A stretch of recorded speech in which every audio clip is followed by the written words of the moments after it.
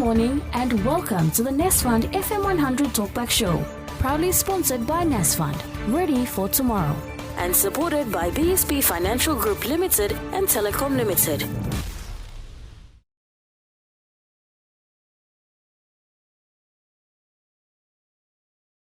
Coming to you live from the University of Papua New Guinea, it is of course day 2 of Papua New Guinea Resources Week, and that also marks the Ken Connects, in other words, so Community Affairs National Content Expo as well, and not forgetting the Career Fair. The Career Fair is also happening as well. The 40 event kicking off this Monday and ending on Thursday, 2 days away, and we are into the second day as I mentioned earlier. Now, with saying so this afternoon, let me please make welcome to the program from Kumul Petroleum Holdings, good friends from there, Kumul Petroleum Holdings Limited, Executive General Manager Corporate Services, Dr. Liria, who joins me this afternoon. Doctor, good afternoon and welcome to the program. Thank you, Cullighan, for having me. I think this is the third time I'm back at the studio, FM100 studio. Now, once again with Kumul Petroleum, I know from your presentation yesterday, in other words, many different, from your presentation, the different initiatives that Kumul Petroleum has touched, has delved into in particular. One of them, of course, being, well, before we start with anything else, I just wanted to, before I start with, I just wanted to ask you this. Regarding Ken Connects itself, the expo, so far how are you finding it? I know this is early days, we just had one yesterday and of course this big day too. I think it's very good. I think the lessons that are coming out from the industry, the questions that are asked, some of the decisions that are made, what should have been done, lessons from the past. And I think it will help. It's brought out to the public. It's the government agencies are coming in, businesses are coming in together, and the session's very, very good. Chamber bringing this into the universities is also very beneficial to our institutions. The country's premier universities are now looking at accrediting the programs to bring the university closer to the industry. This program is a big step to bring industry closer to the university. So at some point, the university professors, lecturers can now start to come in and join the panel as authorities in various areas. So this has got a huge benefit, and the people need to talk. The best practice needs to come on the table. So if one company is doing the best things and the results are good, the rest of the industry players need to learn from them. And this venue provides them. It's also, as Smar, the president, mentioned yesterday as well, this will also be a platform for the uncomfortable discussions that he made mention of as well.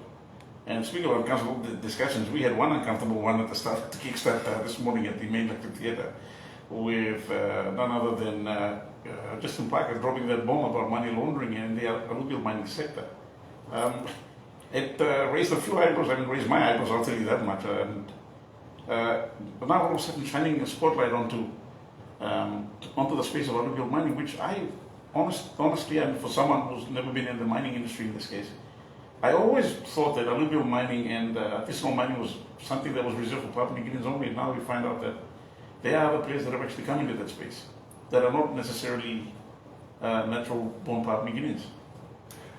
I don't know much about the mining, but I think Justin had data with him. Data is key. He had facts with him. He had facts that he shared with the industry. And when it does, whether it's Justin or another institution, facts, data is key. When you stand on facts, sure, the content you bring, this content, if the content is fact-based, then he's got standing to talk. And I think Justin, presented a lot of data, and I'm not in that industry where I can validate it. So I cannot comment on it, but he presented data and he said, I have facts. He shared that with the session. with the fall. For me, I was actually quite, I was surprised, but for me, like, it's great. Now, all of a sudden, and interestingly, I got Justin after I managed to bring him to the site and have an interview with him immediately after the presentation when they broke for tea, and I said, I asked him, and but you know, I said, well, first you touched on, you made so much noise about the National Gold Corporation bill, and now listen, he said, I'm not here to cause trouble. I'm just here to tell the government that some of us actually can assist them. He said, I'm here to provide a helping hand. I think that's something people might misread. He's not here to disrupt anything. He's said that he's here to do what's right and at the same time give his assistance to the government. And I think we need more people of his caliber, more people in this particular space doing that, not just in the mining sector, but in other sectors as well. I think so, but I think the nation is at a point where my view is this: we need facts now. We are not a 1 year, 2 year old country. We 50-year-old. The nation now needs to reorganize its data, shape its data, and let data guide us. Justin spoke and he brought some data with him and he shared the data. And like I said, I'm not from that industry, so I cannot speak about it. But he had numbers that he projected on the screen, and he spoke about it. So, and he was passionate about it. The potential is huge from what I heard from him. Yeah, 3 to 7 billion kilo. Yeah. Souls out for issue. That's one thing. Apart from that, I would say the uncomfortable discussion taking place so far here at KenConnect. Now coming back to Kumul Petroleum Holdings Limited as well. The presentation that you actually gave regarding the work that you do, particularly with those community impact projects in particular. The rural electrification the project that you've done, we've seen it stretch all the way from south and from Hela, South Highlands. How long has that project been in the making? Who are the partners to the project? How we run it is we vet the local contractors with PNG Power. Some of the contractors, they're certified. They need to meet the requirements of PNG Power. Yes. Because PNG Power will have to accept our work. We can't just build it and leave it out there. They have to vet the process, vet the equipment, certify the process and say, okay, now we can take it on board and put it onto the grid. So we work closely with PNG Power, and most of the contractors that are working electrical engineers from the local LNG footprint themselves. While we give them the power lines, we also support by way of giving the contract the local SME in that area as well. So largely our projects will focus in Hela and Southern Islands. The link that you see from Niba, Magarima all the way to Tarrytown, and into Halibu to Koroba, Halibu to Heights. That's Kumul's rural education program for that province. And there are other areas into Angore, and all these areas we're slowly working and subject to funding. And then we've done Southern Islands, large part of Mendi areas, the district of Mendi, Mab area, and Yalibu to Kaiwa. Some 20, 30 years ago, they tore down the wire. They tore the wires, I remember those days. Yeah, but we cannot continue to victimize the people, because these people, that generation that live there now, they were not there when that happened. So we cannot hold the community for that. So Kumul stepped in and said, we can run the wire. And we are now working the Kaiwa station to Erada. So we linked it as well. It's been great. It's been great going down that way from Yellow Station all the way down to Kaiwa Station. The road's pretty nicely done. Unfortunately for me, too many bends, so you can't really speed too much. Too many turns. And I'm not just talking about 7 corner, but the other corners as well. All the way there. Now you just complement it with power going in as well. And for them, I think those years of tribal fighting, hopefully that's all died out. They've resolved those issues as well. And it's great to see development coming in by way of power. Nothing says development like seeing lights light up the night sky. I think, people change. Only the swans are programmed to fly north every winter or summer. It's in the DNA. True. They comes on and they fly. But people change. Not the same group of people are there. True. When the services that go in. The schools will start to connect. Trade store will come up. Workshops will come up. And slowly people will build houses and they raise their own lifestyle. When that happens, the transformation starts there now. The community will start to transform. And so I am a firm believer, people change. People will change. We are the only creature of creation that can change. And I think electricity is a big catalyst for change. Huge catalyst. Road and electricity are two big things that are important to develop any community in society. Sure. You reminded me of the Nebula people and the 40-year war. Kept on going until one day I think it was the educated elites at that time, I think about probably 15 years back maybe, everyone just got tired of the war and said, listen, we're not progressing, and if you guys want to keep killing yourselves, we are not going to send any money out to buy any more bullets, no more guns. We're not going to, you want to kill yourself, you kill immediately you start. We want to move on, and in a short space of time, I'm looking at how that Nebula Valley is actually flourished now. Now you see some, two-story houses now in places where it used to be bush, traveling up and down that area. The tribal fights and when the community is in the state, the people in that generation don't get to pay the price only. True. They do pay the price, but what's happening is that price is paid by the generation that comes after them. The people need to know that. What this generation does, the decisions that this generation makes, when we die and go, the effects of the outcome, the output of the decisions and the activity that is happening could be tribal. There's a generational price. People need to know that and change, and I believe people can change. We've seen the change. People can change. Now you meant, like, of course, roads, as you mentioned, roads and electricity, huge catalyst for change as well.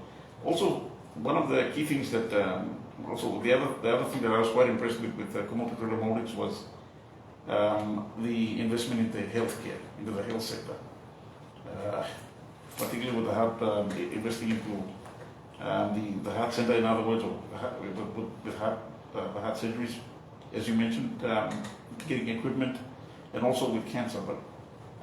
But for Kumul Petroleum Holdings, the decision to step into the health sector, how did that come about? When the company started, my boss, Waku Sonk, is the managing director of Kumul Petroleum. Yes. And he said, we need to sanction a study. We need to look at where Kumul will work in as its social agenda. Mm-hmm. It didn't just come out of a decision all of a sudden. We did some study behind the scenes. We got specialists to do a study, go right across the country. Initially, we looked at health, and we also talked to the doctors as well. And cancer, heart, maybe the children's mothers and children's ward. They're three pressing things. So Kumul went after the top two. And also we got the support from the government. That's the key thing now. I think the country needs to realize that some of the work that the state entities do and work that Kumul is doing, board and the management approves and looks at the program, but then my boss, Mr. Song, takes it to the NEC and the government. The government of the day blesses these programs. They approve for us to stay in the game. And once we get approval, so the government is very much part, and we report to the government. Yes. And our budget is approved our annual operating plan is approved by the budget, by the government. So government said, we had already started with the previous government on cancer program. Mm-hmm. But when the current government came, they said, no, push ahead with cancer and go big. Okay. Yeah, okay. They invest in PNG as well and help PNG build a facility over there, invest in lay, and also invest in the cardiac program. And now we're even going into a major surgical ward. The results for this investment, the returns is immediate. I stated that we Well, so far, we've had 2,300 angiogram done at the Port Moresby Cardiac Center. Some 350 stents done. And of that, 70% are men. You did say that. And 30% are women. But of the cardiac and the stenting number, 50% are Papua New Guineans, working class Papua New Guineans on 40 years to 50 years. This is the prime. 40 to 50? Yeah, prime of contribution to the country. If the government and Kumul didn't intervene, all these people that have benefited from this program have fallen to heart attack, cardiac issues, and we could have lost it. Goodness. So this program is, we are seeing immediate, we don't have the numbers of these people that are contributing in society that we can say, okay, because of their work, this is coming. But what we know is these are professionals working 50%. Wow.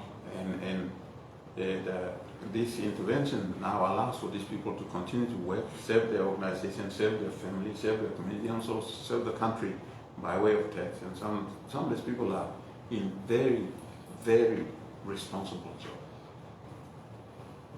They got so much value to the country. Some of these people have, double masters. Some of these people with the masters and years of experience, they're in the prime of their contribution to any organization in the country. So the benefits has been huge.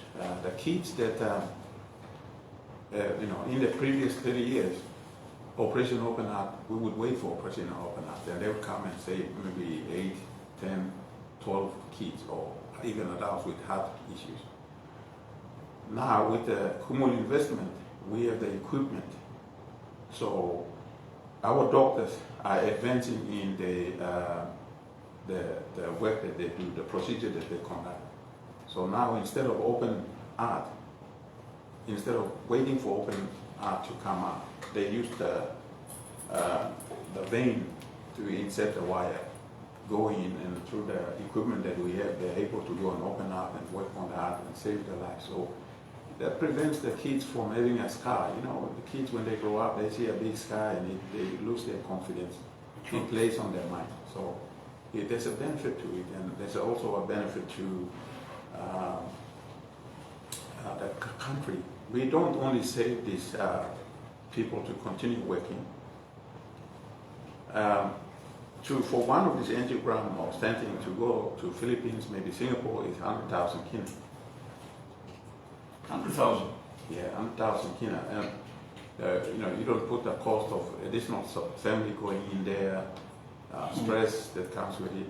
Everything that happens, societal responsibility, culture, the way we live. One stress is expended to the entire family. So far, we've saved, from the Papua New Guineans, we've literally saved the country 130 million from going out. Not only the money, but we've saved lives. We've saved that many lives. The Kumul's investment, the National Oil Company's investment, the government's decision to support the Kumul's initiative over there and say go and invest, and to give approval to the company, the National Oil Company, is a good one. They are seeing returns straight away. They're seeing returns straight away. So with the equipment now, our doctors are able to perform this. Cardiac program, Operation Open Heart brought, they would come with 60 people in one ward, equipment, everything. That's right.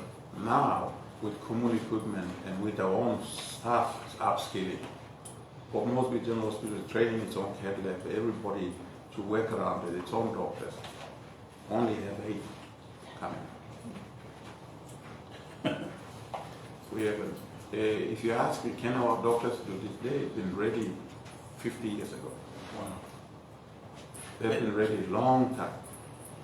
They are equally qualified, they're equally trained. They've trained in some of the top universities in the world, and they go and meet these guys and come back with flying colors. They come here the doctors to perform at this level, they need a system that functions. They need a support system. They need accessories. They need the nurses.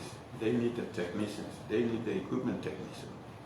The doctor alone cannot make it work. So the country, with Kumul's investment now, all of a sudden it's opened the eyes of all of us and say we need specialists.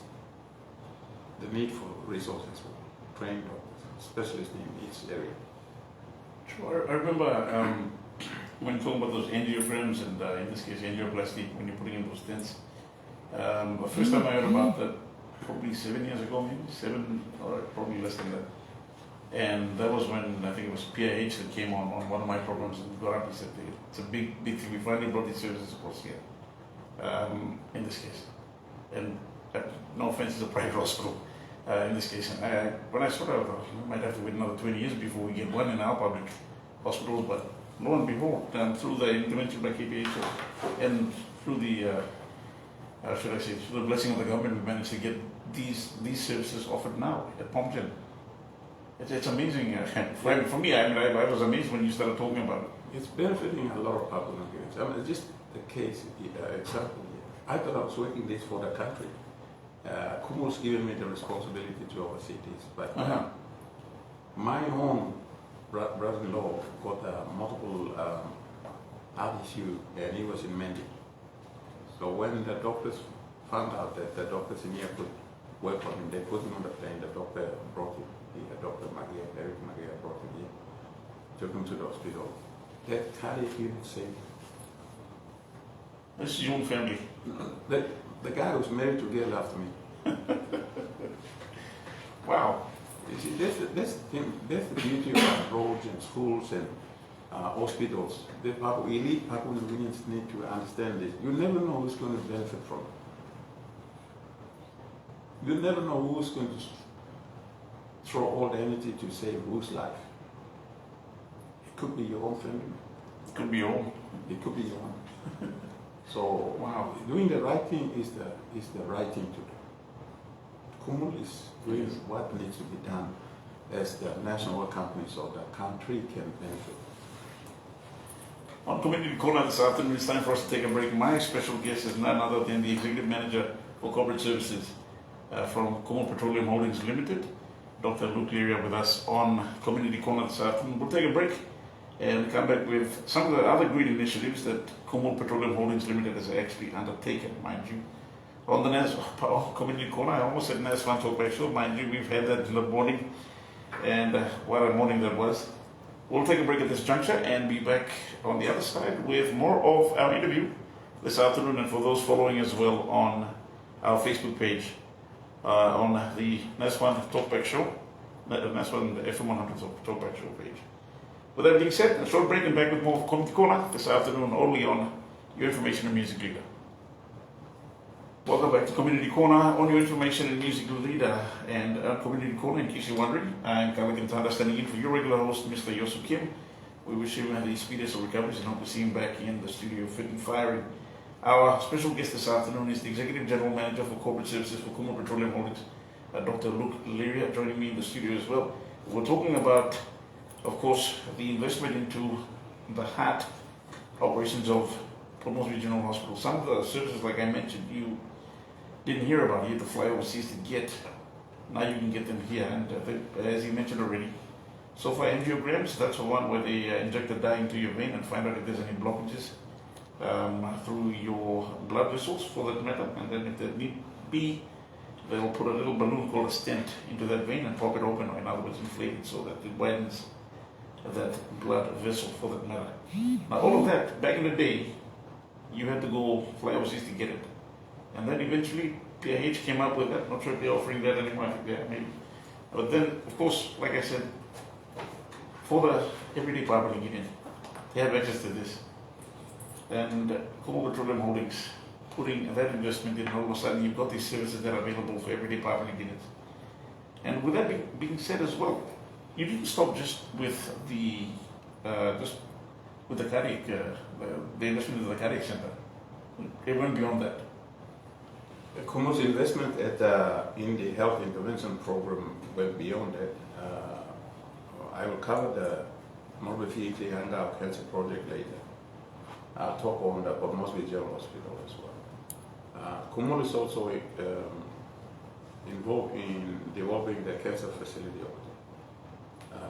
We've contributed 10 million kina.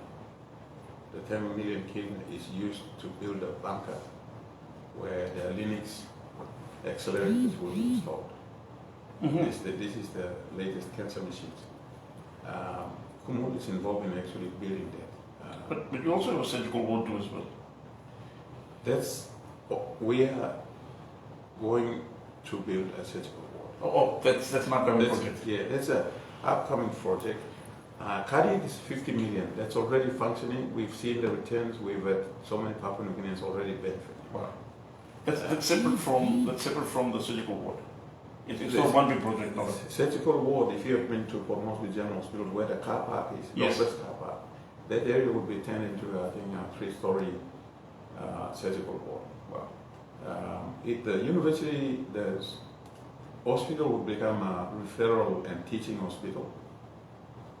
And the facility will link to the university. We are doing a master plan that will link the whole thing, so the students can come and work in the state-of-the-art facilities, learn off, and once they graduate, they know how to work in the system and what the actual live sessions in there from the university. Wow. Now, Kumul is going to build a surgical ward.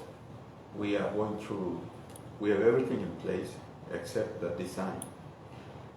It's a medical facility and it's got its own standard, and we can approve it. Kumul cannot approve it. It really has to come from the National Health Department standards.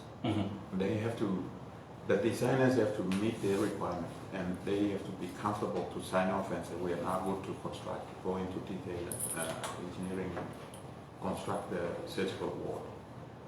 And then you've got the university up there, and then the Port Moresby General Hospital master plan. So the designer will have to factor all this.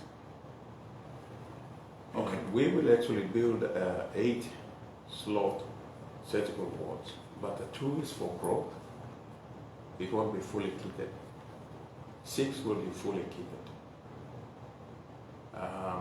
If you really look at the disease trend in the country, lifestyle disease is huge. It probably will become the number 1 very soon. It's up there. And that's, TB, cancer, stroke, heart problems, all this is lifestyle. Kidney disease. Yeah, it's lifestyle. So when we have a big facility like that with a population of, I don't know, anything above 12 million, the country needs this facility. And we will meet the current demand. But I think it's the hospital of the future. 50 years from now, lifestyle disease in Papua New Guinea will be different. And we have to be ready for it. We have to have our own facilities.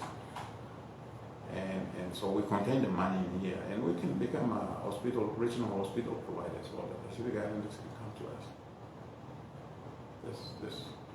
It's bound to happen. So Kumul is going to develop that. We are now almost in the design stages. We're waiting for the designer to roadshow the design with the National Health Department standards. And there's a lot of stakeholders that we have to satisfy, make sure they're happy. Because at the end of the day, the doctors will have to come in, the university, National Health, and the Health Department, and the group from National Health Department. It boils down to the patient care. It's not a trade store or supermarket where you just build and put the shelves. This boils down to patient care. So it's really something the National Health Department can only approve for construction to be. I'll say one thing: if you're going to be project managing this one, it's down to a lot of painstaking, checking time to time, ensuring everything's following correct procedure, quality checks, all of that. You can't take your eye off the ball at any second. Everything's got to be done right. I think the Port Moresby General Hospital CEO is realized that, and he's got a quality assurance team that audits the construction. These are people that have delivered $1 billion, $2 billion, $3 billion US dollar health facilities all over the world. Wow, they're here. These are the people that they are consulting for him, and they audit and check to make sure the hospitals meet. Because I could go back to the cancer facility. Minusly, the approval agencies that will release the source and the cancer equipment may not approve. If the facility, after spending all the money, does not meet the standard, they will say, we want to sanction this. So it's not just entirely up to us to build and operate. There are a lot of key agencies that has to permit and do the clearance for the hospital to operate. Yes. So for this, for the new surgical ward that's coming up, is there a certain time frame you hope to be done by?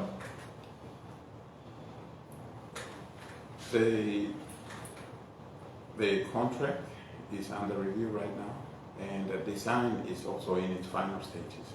Even if we think it's finalized, the health department has the final say. That's right. They have to approve. We can manage the contract and the engineers and designers and the cost, cash flow during the construction. But when it comes to ensuring the facility meets the health standard, that is all ends of its National Health Department's responsibility. With that being said, turning our attention to the cancer ward, not cancer ward, pardon me, the Cancer Blanca, did you put it that way? Or in Port Moresby? Or in Ley. We're putting one in Ley. We're refitting out the Ley cancer facility as well. And what the new with the new investment coming in as well. Well, talking about the new facilities fitting in. You mentioned something about a flight that was yesterday. You said you couldn't say it on air. You couldn't say on air exactly what the equipment that were coming in. I think due to the nature of it, it was a particular material that was, I think, a radioactive material that it had to be kept under strict secrecy. Even you yourself didn't know the details of the flight. Tell us about that. Now I can say that source is in the country. Oh, now you can reveal that it's in the country. Now I can say you couldn't say that yesterday. Not on logistics now. It's highly controlled material. Wow. Kumul agreed to spend 15 million to upgrade and bring cancer facility in Morbe PHA, what used to be called Anga Hospital, back on life so it can serve the country. Once we invested there, International Atomic Energy Agency said, you are not subscribed to us, we won't allow you to be able to get the source, you have to subscribe first. So Kumul ended up paying the fee to subscribe the nation to the International Atomic Energy Agency. This is some controlling agency that control the technical, how this is used. This is nuclear material, it's high risk. After we did that, then there's another body called NISIT, National Institute of Standards and Industrial Technology. They're the key player in this. They issue us the permits, the licenses, clear the design, everything meets the IEA standard. IEA will go to them. Initially it was Health Department, but now this is the controlling agency in the country.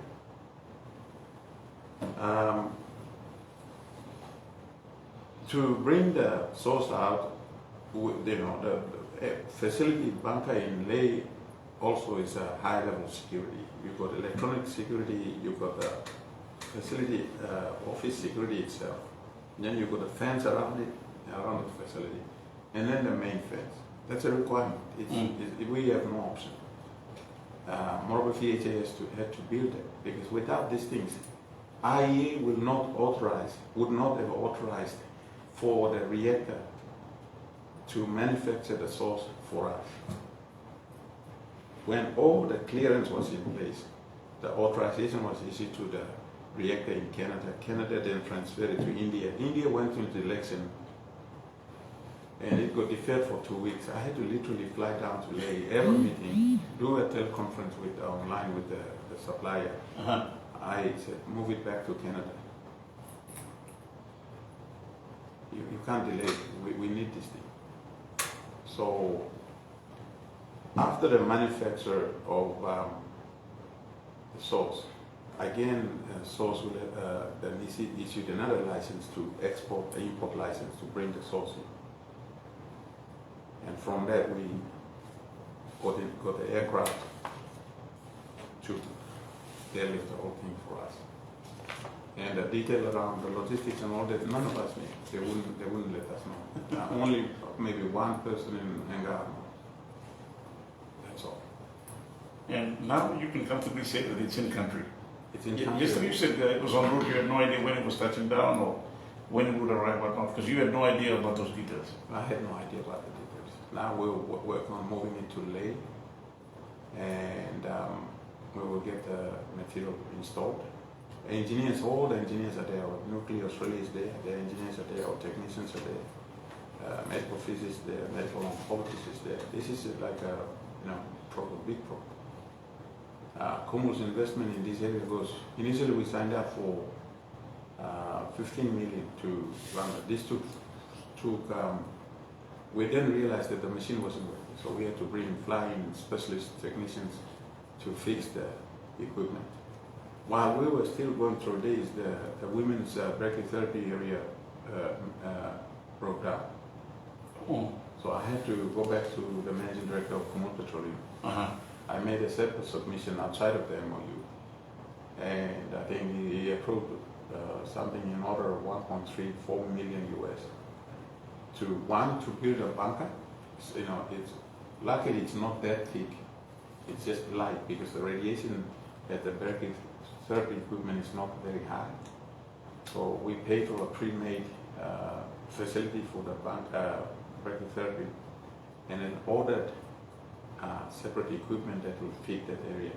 That's for the women. So really, Leh radiation will be back online in Q3. By end of July, we think the service will be up and running. That's the radiation equipment. And the brachytherapy for the ladies, by October, we think it's going to come back online. You're going to be saving a lot of lives. It's amazing. The number of patients that come, and the patients that come to Port Moresby and go to Goroka, Leh, in the hope that they will.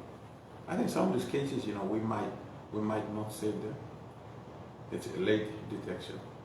But radiation, chemo could and will extend a bit of their life.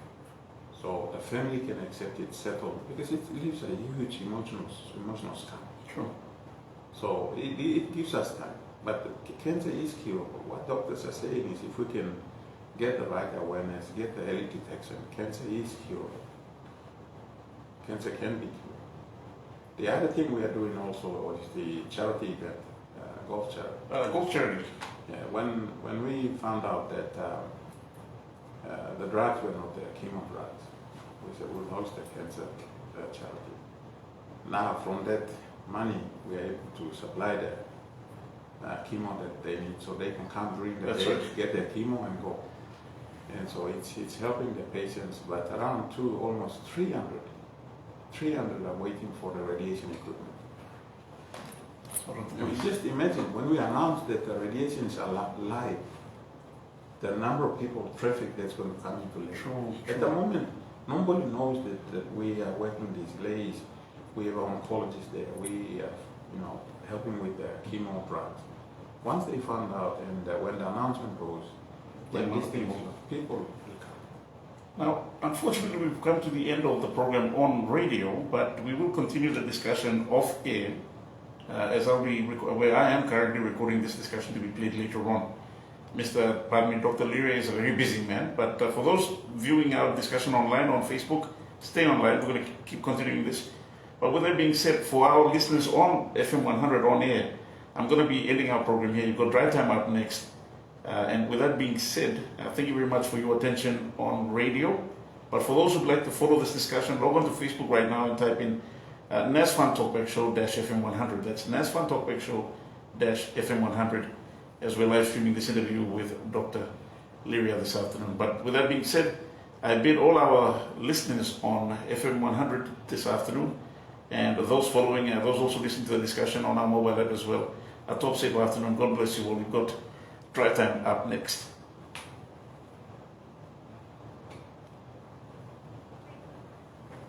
And with that, we'll continue our discussion. Sure. So, with that, afternoon everyone. And with that being said, I wanted to, on a note, you talked about the KPHL charity, the golf charity that came, and you mentioned raising funds for those cancer patients in this case. And when you talk about that, like the sad thing about us, in Papua New Guinea, especially when we don't have these real vital services, it's a death sentence to some people. Most of Papua New Guineans who can't access this. And we'll start a place, make peace and you better than that. It's a sad fact. It is. You hear about some respected leaders, some around the country that dies. The person could actually die from pressure and cardiac. And without the facilities available, it triggers into a tribal conflict or family conflict. Everything comes off in the absence of medicine and in the absence of proper diagnosis. I don't know, social accusation-related violence follows. Yes, yes, and some of these are really, these men and women are falling from, could be heart disease. Yes. Now, cancer is another thing. Once proper awareness, early detection, the frontline doctors and nurses are trained. When they find out that the diagnosis says this person has a suspicions around this kind of disease, they send the person to the right doctor, who then recommends that this person goes for further. If it's cancer, then lays the place. To test the cancer, they get a specimen, and then we have to have proper laboratories. The specimen has to be assessed, and the assessment has to be sent back to the cancer unit quickly, so all the doctors can review. Sometimes, the heart doctor will see it, the throat doctor will see it. Could be all the doctors will see it because they will make a call and say, okay, this is the way forward. So we let that, and then the stigma. People have this and they don't come forward quickly. And I think awareness is when something starts, public Guineans need to go to the doctor quickly. Don't go look for a leaf or another thing, thinking that that's going to, but because by then it's going to develop into a serious case. So cancer is something like that. They have to approach facility quickly. And early detection helps. The doctors can maybe put this person on a chemo and change of lifestyle. They will help them. They're trained. They've taken that calling to help people. Cancer doctors and the doctors, they've taken the calling to help people. So once you go there early and they detect the situation that it's developing, if we can get it early with the radiation now available, the chances of really helping and maybe removing the cancer is good.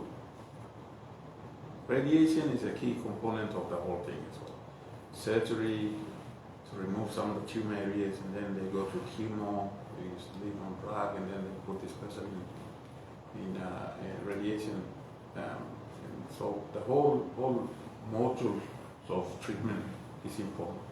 And early detection, the doctors that I work with say that if we can detect people early, and then we'll take measures to slow down the impact of the spread.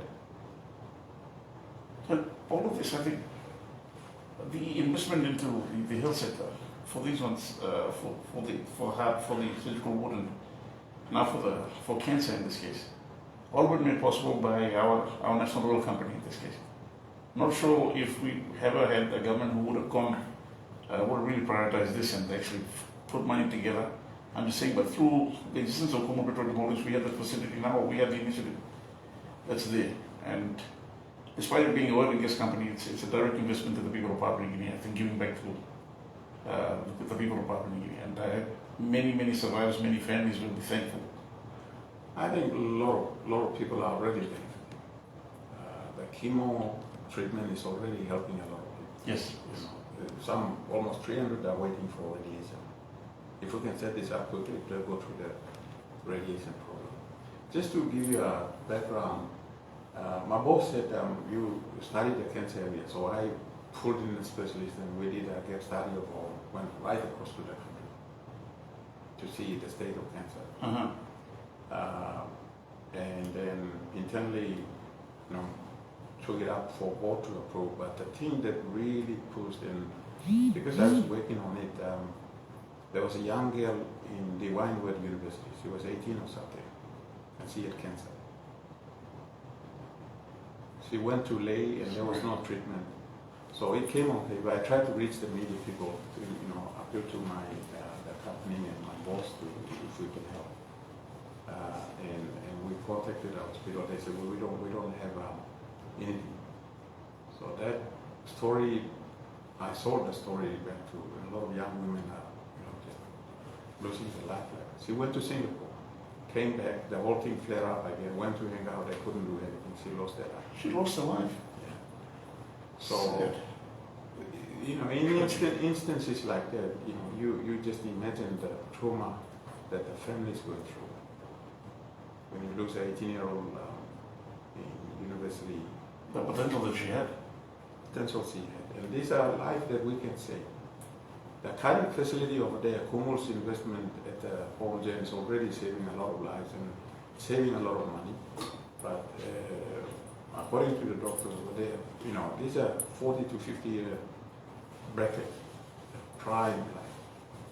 So, it's already impacting the country, it's seeing immediate result. I think cancer investment is needed in the country. Almost 20 million in investment into cancer in lay. The people need it. The oil company is the people's company, and the people need the facility. The country needs the facility. Who is the country? The country is the people. Well, thank you very much, Kumul Petroleum Holdings Limited, for their investment. Having lost members to cancer, family members to cancer, and then also to heart issues as well. I think for myself, I can't say thank you enough. The Kumul's investment in the health program extends to far out to hospitals around the country. We help where we can. We figured out the Eastern Britain emergency center as well with modern equipment, so doctors can see patients that come under stress quickly and direct quickly to the right area. In the absence of that, doctors, they may be just guessing too. The doctors need this. So Kumul invested in that area as well, and it's benefiting. The doctors are quite happy and they're thankful for what Kumul's done for them in that region. That's the base hospital for all the referrals in the region comes to. Kumul's also invested in the dialysis center set up in Mendi. And I'm talking to the doctors in there, the patients come as far as Doha, all over to Mendi. And I think 3 bed space is fully occupied all the time. That's up in Mendi, the dialysis center. In Mendi. Good, yes. And again, our people need it. The usage, there's no idle time of the bed. That tells us that this is a needed investment. The equipment and the facility is not idle. It's heavily used. Wow. Dialysis in Mendi. Yeah. That's a cool investment. I was wondering how it was set up, and not just. We contributed towards building the facility. Great. Yeah. The equipment was donated by one of the agencies in here. We helped construct the facility to set up the whole thing. I'm not, like I mentioned during the break, for kidney disease, I think we lost one of our greats, Roger Offer, on our host of the Talkback show. And for me, when it comes to kidneys, any issues with kidneys, it just spares the memory of watching him struggle through the disease that eventually claimed him. In other words, God rest his soul. That was, I think, one of our legends of radio. I think for me, gone too soon. I could have learned a lot more from him. In any case, but we feel the impact for us on radio with not having his voice on air anymore. Indeed, it's known right across the society. But yeah, I think the investment into the health that Kumul is doing, the intervention programs that Kumul is running, especially the investment into Port Moresby General Hospital, the country needs it. Lifestyle will be different 10 years from now, 20 years from now, 50 years from now. With the lifestyle shift, the lifestyle disease is going to also pick up. The country needs to be ready. You know, dialysis is also a lifestyle. You know, kidney issues are lifestyle. Heart issues are lifestyle.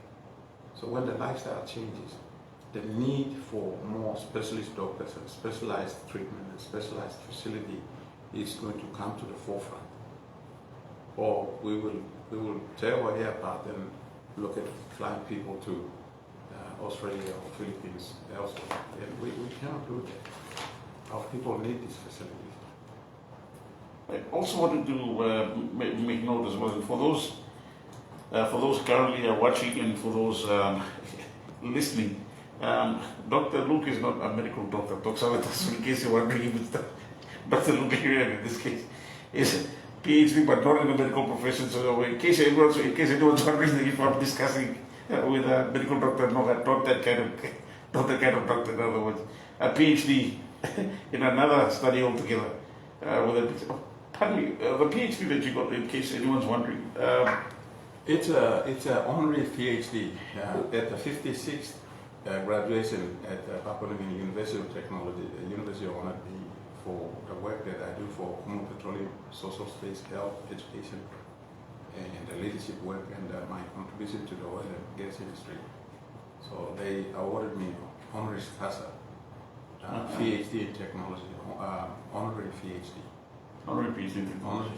That's why you see in bracket HC. Honoris causa, yes. Thank you very much. So I was just trying to clear the in case where anyone who's tuning in or watching this discussion might be thinking, okay, so which doctor is it? Which doctor is it? What kind of specialist is he? I've worked around the doctors long enough. And I understand, and I chair the project work at the Port Moresby General Hospital as well, and that allows me to work closely with the doctors, and they make me understand what they're doing and appreciate. You know, I can't understand, but at least to appreciate. True. The challenges that is in front of them. Now, with that being said, it's not, well, coming back to our discussion. So with, it's not just in the health sector as well. Kumul Petroleum Holdings Limited is also invested in education as well. I do understand you do have your, I think it's the academy partnership that you have with, I think with Unitech, if I'm not mistaken. Okay, Unitech, Kumul, that's another problem. I also represent Kumul at Unitech, and that program is the Industry Advisory Board, where industries come together. Kumul's been given the chance to chair that, and we are upgrading the university facilities to bring university engineering program first. That's the first best, to meet the Washington standard. If we meet the Washington standard, that means we meet Australia, New Zealand, UK, America standard. When our engineers graduate, in the first pass, we might come up to 80% Australia standard, US standard. But after 2 or 3 years, after we make some corrections, we will meet. By September this year, we think we'll get the accreditation. So when our university graduates meet US Australia standard, the markets will open up for them. So to be able to meet that standard, we are upgrading all the facility, test equipment, laboratory equipment. Even the lecturers will be, asked to present papers. There's certain level of accreditation that they have to have in order to stand in front of the students. The awards given are now structured properly. Merit award, the different structure now. Initially it was just, the degree, but this now allows for the whole thing to structure and level it to how it's done in US, Australian, UK standard. So, and I think there's a big future in that. Because the buildings that you see, the roads that you see, and the hospital facility complex that you see has come out of the mind of a university graduate. So if we fix that area and bring it to US and Australia, America standard, 30 years from now, they've changed the country into a different shape. How long is it taking you to get, now you're saying it's almost by the end of what? September. We should be up to that level. How long has that road been? 2015. It's a long Since journey. 2008, that's a pretty long journey. It's a pretty long journey. It's a pretty long journey. Wow. And with Engineers Australia are working with us. The Australian government helping us, James Cook's University, and the engineering team, university down there, the leadership of the university, they see the importance of this. What that also means is that it will put the PNG University in the map in terms of ranking. When that happens, people from all over the world, they can come and study here. Our country is beautiful. They'll come. We just like back in the 1970s and the 80s when all over the Pacific and around the world people came to study here. Our market is very small. Every year we have 30,000 plus coming. That's from grade 10 up to 12 vocational school, university. Big number coming through the wire. Now, university graduates, if the job creation doesn't keep in pace with the graduates that are coming through, we reject the teaching process and make them world class. So the market opens up for them elsewhere. They don't have to necessarily work here. That's a pretty good deal right there when you talk about them going outside and being an export, a human being being an export in this case, ensuring the money does come back to PNG as well. There's the economies in the world that the income from the remittance, professional level people working abroad is huge. A few countries that are doing very well in that space. The human resource become their human energy, human oil, human gold. The earnings from the professional elite, the land community working abroad, is outrun almost the internal revenue. So far, the standard, the Washington standard, so far it's the partnership just with the University of Technology. Yes. I read last week Broca University is taking that on board. I think they are going into accreditation, which is very good, excellent. So our teaching standards can improve. But at the moment, it's Unitech only. Engineering. After engineering, we do the business faculty, building and construction, communication for development, agriculture. So once we lay out the workflow with engineering and get it over the line, it's a lot easier to do others. Well, with that being done, I can't wait to see if, like you mentioned, UOG is there. We might see that example being followed by other institutions as well. I hope to see something transpire here at the University of Papua New Guinea. I think for us, when you have Ken Connects here at UPNG, hopefully something good comes out of it, as we heard from President Anthony Smart, who talked about the 8 MOUs that were signed in the wake of hosting the first Ken Connects in Unitech, saying that there's got to be investment back into our universities, and I think you mentioned that at the start of our conversation along with that. So from here, now we've had to cancel one afternoon session at the main lecture theatre due to the power issue that we've experienced, and had to move everyone across here to the business, School of Business Administration building. With that being said, so I'm just hoping that from this point on, there is some investment coming back into an institution like the University of Papua New Guinea. The industry, what the accreditation program that we are running, the students can graduate, but if they don't meet the work experience, industry experience, the university will not certify them to graduate. Oh, okay. Because that's the standard now. That's the new standard. They have to meet the industry. It's a requirement for that. Part of the accreditation is these students are industry ready. We want them to go and be productive. That's right. We don't want them to spend the next first 2-3 years into a graduate program learning mode again. Once they leave the university, the production spikes. They are into it straight away. So part of the problem is industrial experience, and the industry needs to value what Unitec is doing. Now it's a partnership now. It's no longer university running alone. It's a partnership. So what Anthony Somare has done by bringing Camp Connects here, it's great. The businesses now can see the state of the university themselves. Same in Unitec, and to a point where I was talking to the president of the chamber, Mr. Somare. At some point, our researchers in the universities need to join the panel, and they become the brain trust in the discussions. True. Yeah, true. Yeah, and that has to happen, and that's the only way they can take industry field back into the classroom. And the industry now needs to embrace that. Industry needs to partner with the universities, so the students that come out are industry ready. They're ready to work. They're developed at a level where the industry wants. And in this process, we take a lot of input from the industry as well, by the way. True. Yes. It's a win-win for everyone. It is. It is a win-win for everyone. And it's a big deal for the country, I think. That's in the space of education. Are there any other incentives, initiatives that Kumul is also engaged, Kumul Petroleum Holdings is engaged in the space of education? I mean, we sponsor classrooms and a whole host of other social-based classrooms. Graduate program as well. Graduate program, but the other big program is the Kumul Petroleum Academy. That's right, the Kumul Petroleum Academy. That certificate, the Industrial Readiness Program, is certified to oil and gas in UK.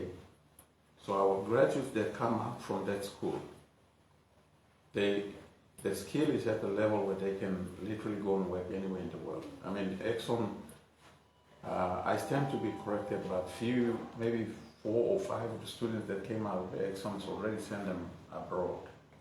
Wow. Yeah, we went to our last cargo, and I think I heard that being mentioned. So the standard is good, and Exxon has been a key partner, a very, very valuable partner in this. And the country might not realize what Exxon is doing by sponsoring its bets. Okay, the bets that come, they are not the grade that half of it are university graduate engineers, by the way. So these are already degree holders we're inducting them into the oil industry. Wow. We're inducting them. And the country has to realize what Exxon is doing for them. Exxon is building the workforce that will carry this industry after some of us that have stayed around move out of the industry. Exxon is literally building the human resource for the country to carry the oil and gas industry. We, Kumul, also are expanding our facility into Papa. We are building a fabrication facility that will potentially build all the modular steel structure. We'll build it over there. And then we'll have a much bigger training facility that can take up to 400 students in a year through electrical, mechanical, instrumentation, all this. So we train them here, give them experience in the fabrication facility.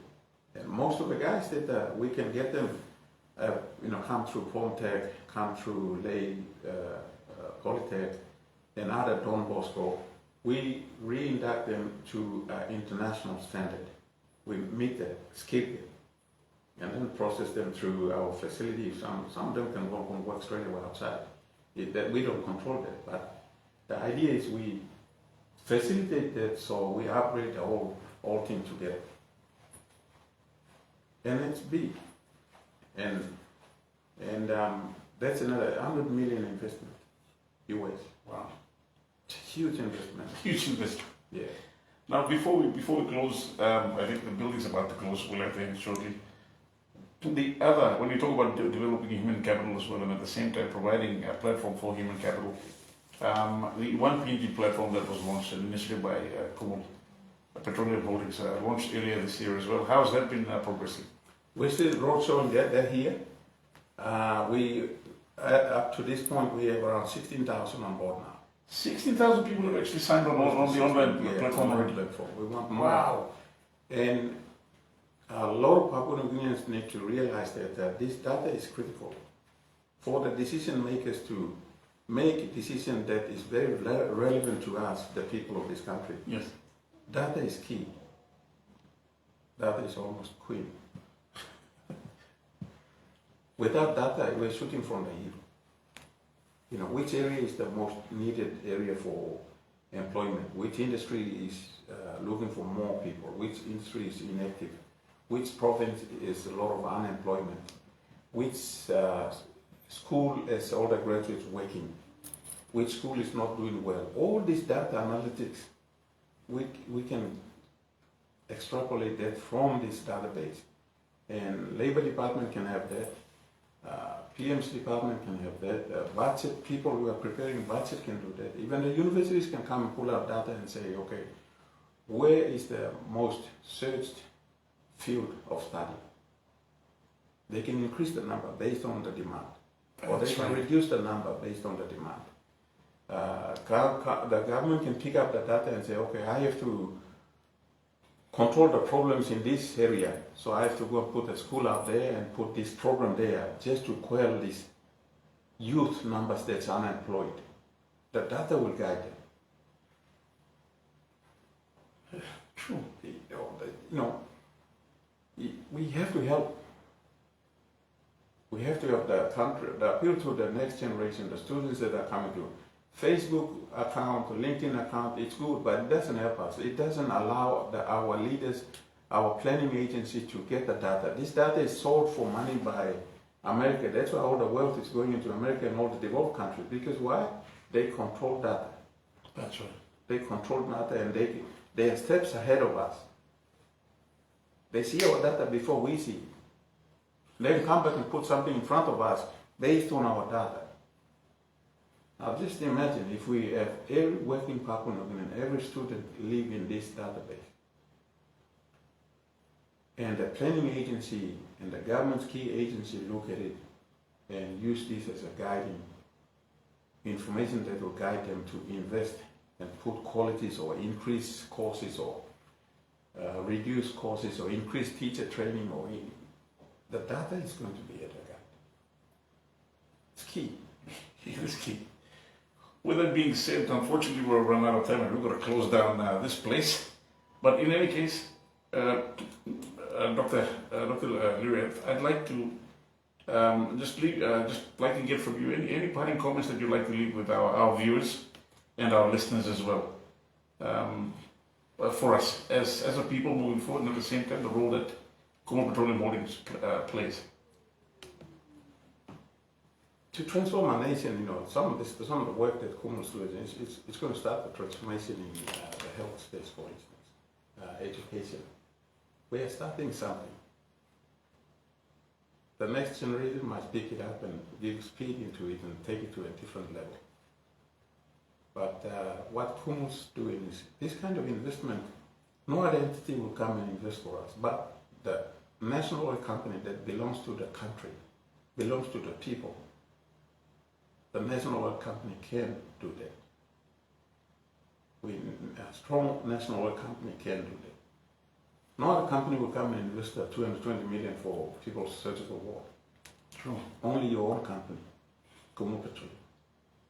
No other company will come and invest. Government will give instruction to a company to invest $50 million at a cardiac or another $20 million for cancer in Lay, or to invest in the Washington Accord in United, or invest $100 million over there. Kumul thinks that these are initiatives that will trigger thinking, trigger change. Things like the health. It now puts the country on the map where the need for specialists and everything is in the minds of the leaders now. We need good specialist doctors. Without the facility, that thinking may not have happened. So the investment is not a throwaway, it's for the country, and we are starting it off. Kumul is starting it off, and the government wants this investment to be done for the people. Kumul is not, wake up one morning and say, we're going to invest in it. No, it doesn't work like that.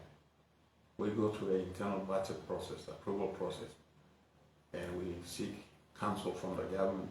And the government says, yeah, that's an area of the interest and the need for the country. So that's Kumul's way. Dr. Liria, I'd like to thank you so much for your time on FM100 and giving us I know we've taken up a lot of your time. You're a very busy man, and I sincerely appreciate it. Thank you for having me again. Thank you. And with that being said, that ends our interview with Dr. Luke Liria.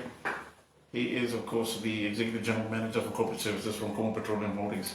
And again, big thank you to Kumul for the initiatives that benefit this country as a nation, and most importantly, saving lives, particularly in the health, in the space of health, and also in education as well, providing a platform and opportunity for young Papua New Guineans coming through the education system, and in other words, making them credible investments for the international market as well, through initiatives such as the Kumul Petroleum Academy in this case. With that being said, I'm Cullighan Tanda. This has been another interview on FM100, which will be played later on Talkback as well. That was the NESFund FM100 Talkback Show. Thank you for listening. Tune in tomorrow from 9 a.m. to 12 p.m. only on FM100. Proudly sponsored by NESFund, ready for tomorrow, and supported by BSP Financial Group Limited and Telecom Limited.